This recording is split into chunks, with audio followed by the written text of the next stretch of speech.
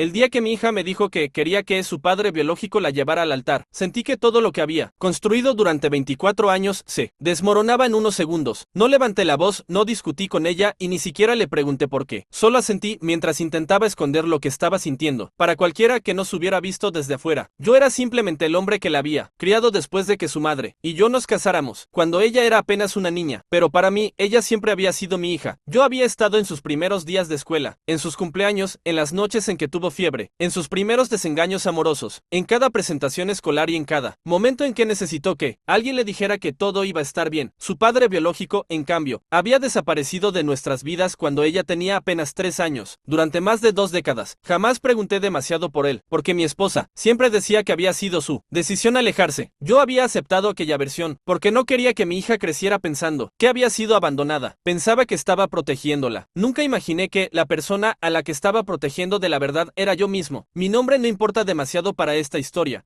así que pueden llamarme Daniel. Conocí a Laura, la madre de mi hija, cuando ella todavía estaba intentando reconstruir su vida. Tenía una niña pequeña llamada Sofía y una historia complicada detrás. Desde el principio me dejó claro que Sofía tenía un padre biológico, pero que no formaba parte de nuestras vidas. Nunca me dio demasiados detalles. Yo tampoco los exigí. Me enamoré de Laura y, con el tiempo, me enamoré de aquella niña que al principio apenas me hablaba y que después comenzó a esperarme detrás de la puerta cada tarde. Recuerdo perfectamente la primera vez que me llamó papá. Tenía 6 años y estaba enferma. Me senté junto a su cama toda la noche y, medio dormida, me tomó de la mano y dijo: papá, no te vayas. No pude responderle porque sentí un nudo en la garganta. Desde aquella noche, nunca volví a pensar en ella como la hija de otra persona. Era mi hija, no porque tuviera mi apellido ni porque hubiera un documento que lo dijera, sino porque yo había decidido estar ahí y ella había decidido aceptarme. Los años pasaron y nuestra relación se volvió inseparable. Sofía creció sabiendo que yo no era su padre biológico, pero nunca pareció darle importancia. De hecho, cuando cumplió 18 años, me dijo algo que todavía recuerdo: papá, yo sé quién me dio la vida, pero tú eres quien me enseñó a vivir. Esa frase se convirtió en uno de los recuerdos más importantes de mi vida. Por eso, cuando llegó el día de su boda y me pidió que la acompañara hasta el altar, pensé que era uno de los momentos más felices que iba a vivir. Hasta que, 3 meses antes de la boda, me dijo que había cambiado de opinión.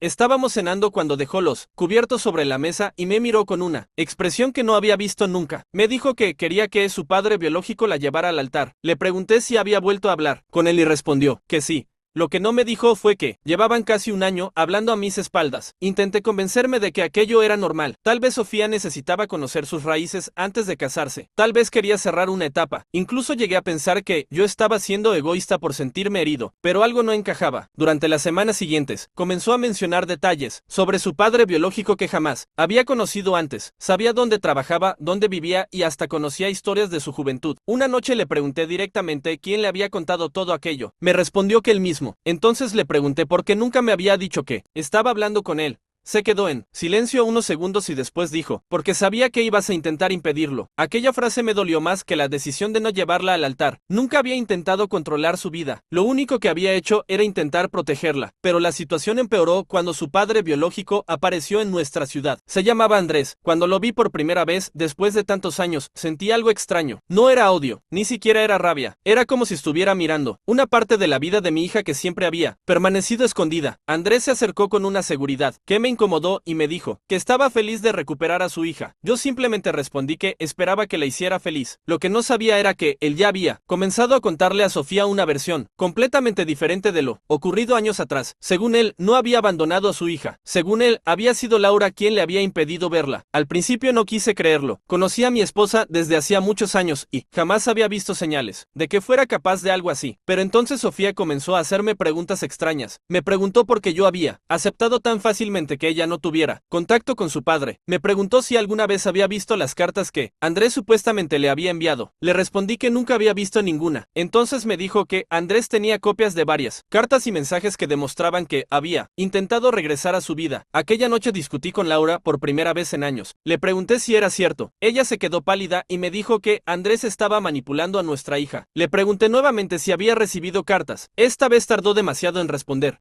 A la mañana siguiente encontré una caja vieja en el fondo del armario. Dentro había fotografías, documentos y varias cartas. Algunas estaban dirigidas a Laura, otras llevaban el nombre de Sofía. No abrí ninguna al principio. Me quedé mirando aquella caja durante varios minutos porque sabía que, una vez que empezara a leer, ya no habría vuelta atrás. Finalmente tomé una de las cartas. Andrés había escrito que quería conocer a su hija, que estaba dispuesto a asumir responsabilidades y que no entendía por qué Laura no le permitía acercarse. Había varias cartas con fechas diferentes. Todas habían sido guardadas. Ninguna había llegado a Sofía. Cuando enfrenté a Laura, finalmente admitió una parte de la verdad. Dijo que Andrés había intentado regresar, pero que ella había decidido que no era conveniente. Según ella, él había desaparecido, cuando más lo necesitaba y no tenía derecho a regresar años después. Yo le pregunté por qué nunca me había contado que él había insistido tanto. Me respondió que tenía miedo de perder a Sofía. Entonces, entendí que durante años mi esposa había tomado decisiones sobre la vida de nuestra hija sin decirme toda la verdad, pero todavía faltaba algo que ni siquiera Laura estaba dispuesta a contarme. 2 días después recibí un mensaje de un número desconocido. Solo decía: si quieres saber por qué Andrés desapareció realmente, busca a Marcos. No sabía quién era Marcos. Pregunté a Laura y su reacción fue inmediata. Se puso nerviosa y me dijo que no debía buscarlo. Aquello fue suficiente para que entendiera que había algo más.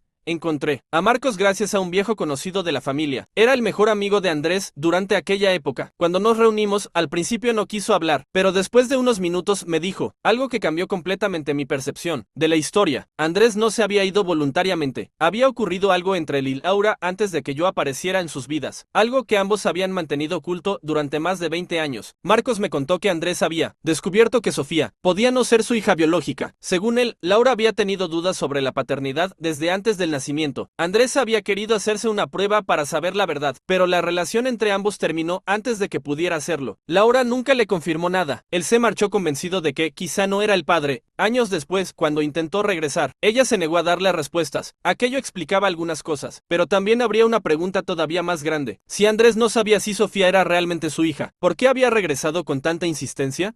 Decidí pedir una prueba de parentesco sin decírselo a nadie. No quería hacerlo para humillar a Sofía ni para demostrar que Andrés era un extraño. Necesitaba saber la verdad porque aquella mentira había afectado nuestras vidas durante demasiado tiempo. Cuando finalmente llegaron los resultados, descubrí algo que jamás habría imaginado. Andrés sí era el padre biológico de Sofía.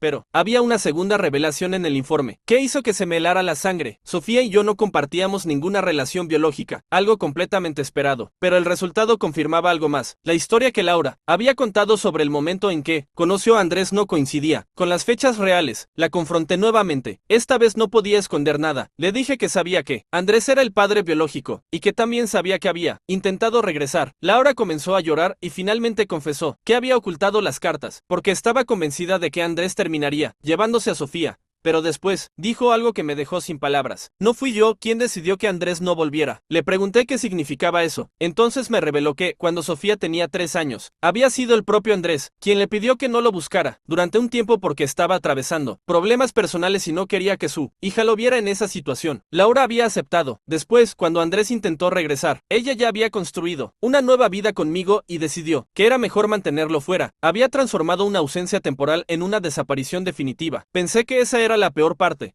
No lo era. La verdadera revelación llegó una semana antes de la boda. Sofía apareció en mi casa con una carpeta. Se sentó frente a mí y comenzó a llorar. Me dijo que llevaba meses investigando su propia historia y que había descubierto algo que ninguno de nosotros sabía. Una de las cartas que Andrés había conservado tenía una fecha imposible. En ella, él mencionaba haber recibido una fotografía de Sofía cuando ella tenía 4 años. Pero según Laura, Andrés llevaba más de un año sin contacto con nosotros. Sofía había descubierto que alguien había estado enviándole fotografías y actualizaciones sobre ella durante toda su infancia. Al principio pensamos que había sido Laura, pero ella lo negó. Entonces Sofía hizo la pregunta que nadie esperaba. «Papá, ¿fuiste tú?». Me quedé completamente confundido. Le pregunté de qué estaba hablando. Ella me mostró una dirección de correo electrónico, utilizada para enviar algunas de aquellas fotografías. El correo había sido creado pocos meses después de que yo entrara en sus vidas, y el nombre asociado era el mío. Durante unos segundos no pude respirar. Yo jamás había creado aquella cuenta. Busqué en mis recuerdos, revisé antiguos teléfonos y finalmente descubrí algo todavía más extraño. La cuenta había sido utilizada desde una computadora que pertenecía a la familia.